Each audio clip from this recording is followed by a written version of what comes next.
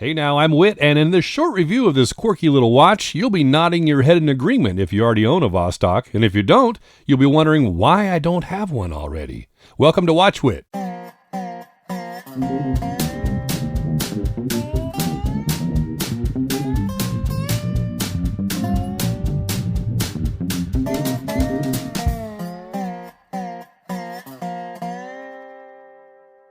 Yeah, so these things are just a blast. I mean, I don't even know how I'm going to be able to relay how fun and quirky these watches are to you. But like I said, if you're in the know, if you've got one, you already know. I mean, it's just, it can't be explained, but I'll give it a try, all right? First, we'll go over a bit of the specs on it. This is the Vostok Amphibian Classic 710334. And you can get these for around $54 US. That's about 38 pounds to about $69 or so, 49 pounds, which is what I paid. And this is an automatic that you're just going to be able to wear like a beater, but just have a great attachment to it. So it's got a 41.5 millimeter diameter, and you're talking about a lug-to-lug of 45 millimeters. The thickness is 15 millimeters. And your lug width is 22. It's got a stainless steel case, case back, and bezel. And the bezel does seem like it's aluminum on the top side just because it's so shiny, but they list it as stainless steel. You've got a domed acrylic crystal, which is very nice. It's one of my favorite things about this watch. 200 meters of water resistance. It's got an in-house 2416B automatic movement. It's got hand winding, but no hacking. You can do the little back hack trick on it, though. And the tolerance is -20 to +60 seconds per day. It's got a 31-hour power reserve, and they estimate about 10 years of life for this movement. Let's get in on this dial a little more. You can see it's got these great green numerals, the 12, 2, 4, 6, 8, and 10, the even numbers. And the only bummer part is when I bought the watch, I kind of thought that those would be loomed, especially since you can see that same color is featured on the handset. But they're not. They've only got loom pips here, these little dots. I thought that would have been really cool if those numerals featured luminescence. But you've got this great black dial. It looks flat black when you look at it in person and dead on. But I'll give you a macro shot again so you can see there's a bit of texture to it.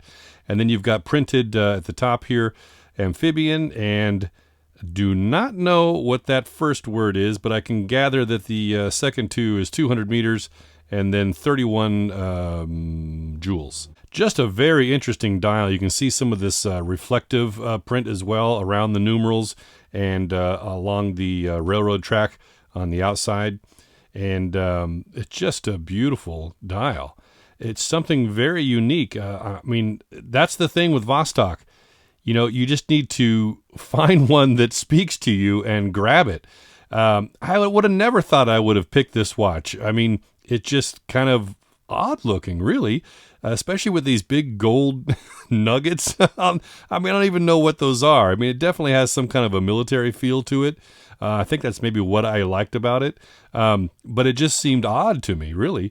And then once I got it in person, I'm like, yeah, this is nice. So I love that handset, especially with that red seconds hand. The placement of the lollipop on it is weird because you tend to focus on that, and it makes it look like the watch is ticking slow. So I love this unique caseback design. You'll see that this part here, the actual caseback, it just sits flat into this notch here and this notch here, and it's this ring that moves. So as you unscrew it with the notches there, you're unscrewing the ring. The caseback will stay in place. It will not swivel. And what that does is that allows this to have a bigger gasket on the bottom and to not put any pressure on that gasket in a rotating movement. It will just sit down on top of the gasket, and then the pressure is applied evenly. So it's a great design. I really love it. And speaking of design, you can't talk about a Vostok without talking about the Wobbly Crown. That's right. A lot of people get that and they think it's broken, but this is definitely intentional, as I mentioned in my unboxing video, and you may have seen on many other videos, but still it is worth repeating because a lot of people get this watch and think that it's broken. It's not. It's by design. So when it's like this, the crown is not attached to the stem. There's a clutch mechanism there so that if you bump this crown while it's out like that, it's not going to hurt the movement. And then you pull out to engage it. So it's just a really quirky, great design. And when I first started hand winding it, I kind of thought it was a bit of a bitch. It was, like, oh, what, you got to pull out and then, but I've learned that if you just keep your fingers on it like this, rotate back and forth, it's just like a socket wrench. You've got the winding in one direction and then the freestyle in the next. And that's just the easiest way to wind it. It's just brilliant. And speaking of the movement, so I've been clocking this for 168 days, and it's come in at plus 7.8 seconds per day. Now, when I first got it, it was running about 20 seconds fast, and then I hand regulated it down and got it to about minus 20, and then I split the difference, and I've landed where I'm at now. And so in the past 7 days to this video, it's now running at plus 2.6 seconds per day. So it will sway, to where it's running fast, running slow. And again, depending obviously on whether you're wearing it or it's sitting in the box as well. Anybody that says that Vostok is not accurate, I disagree. I think that at least in my case with this one watch, I've been able to hand regulate it, not even on a time grapher, throughout 168 days at plus 7.8 seconds. So I think that's pretty accurate for the $69 I paid for this automatic watch. So one of my favorite features of the watch is this domed acrylic crystal. It's just absolutely beautiful. Talk about a retro feel and design to it. You can see it almost looks like it's got a dimple. See right there? It looks like it's got a dimple in the middle, right? It's just so much distortion. And then, of course, when you go to this angle, that's your classic UFO shape, right? I cannot see this without thinking of a UFO. That saucer pan on the top. I love it. And one of my least favorite things is this bezel. This is just a friction bezel that has no clicks and is bi-directional, and it just to barely touch it, it will. And of course, it's not doing it now.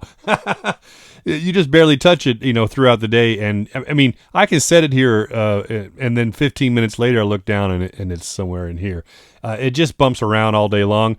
But what's funny is that's allowed me to stop focusing on that and just just enjoy your watch. With a traditional 120 click bezel, I've got to have it lined up just perfect. And every time I look down, if it's moved, I'm going to reset it. Here, I just go about my day wherever it's at. It just doesn't bug me anymore. So it's kind of a therapy breakthrough.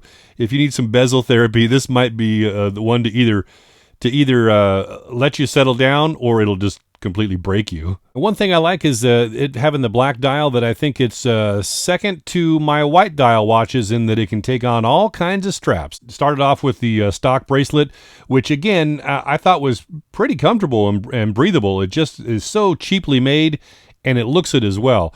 I just thought it was a little much. So I ended up taking it off and switched it to some other straps. I've tried a Barton gray silicone strap.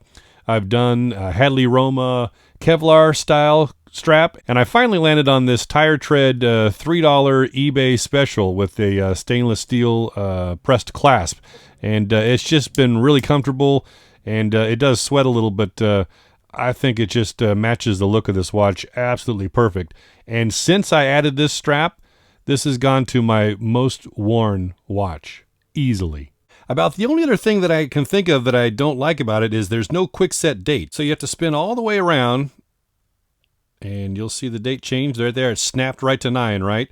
And then you just back up and you go to past 9 p.m. and then go back and you should see it flip to 10 now.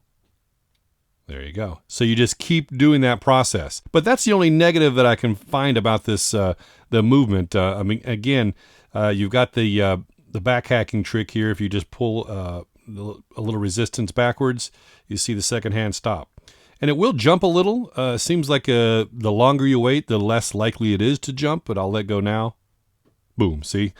When you're doing your synchronization, it's not going to be dead on accurate, but you can usually get it within at least a couple seconds. Yeah, so I don't know what it is about these watches, but Like I said, if you've got one, comment down below and try and try and wrestle some people over to our side, right? Because it is just a cult fanship that you will not know until you experience it. I mean, you know, yeah, there's Seiko fans, there's other brand fans, you know, but there's something about this watch, and I just don't know what it is. For me, I think it might be just kind of the history of the brand, and just again, it's so unique. They you see that bezel go? They just have a look about them that is only them. And they're just very non-traditional, yet plain and traditional in the same breath, if that even makes any sense, which I know it doesn't, right? And that's what this watch is. These watches don't make any sense, but they're absolutely beautiful timepieces, rugged as hell, and just a great value for money. I paid $69 for this, and I paid too much. You can find it for $54. For an automatic movement, 200 meters of water resistance, and just a tank. I mean, this is a great watch. Man, I'd love it if you hit that Watch Wit logo and subscribe to the channel, because chances are if you like this video, you'll like my others, including this clickable one featured right here. So until next time, I'm Wit, with so many watches, so little time and money.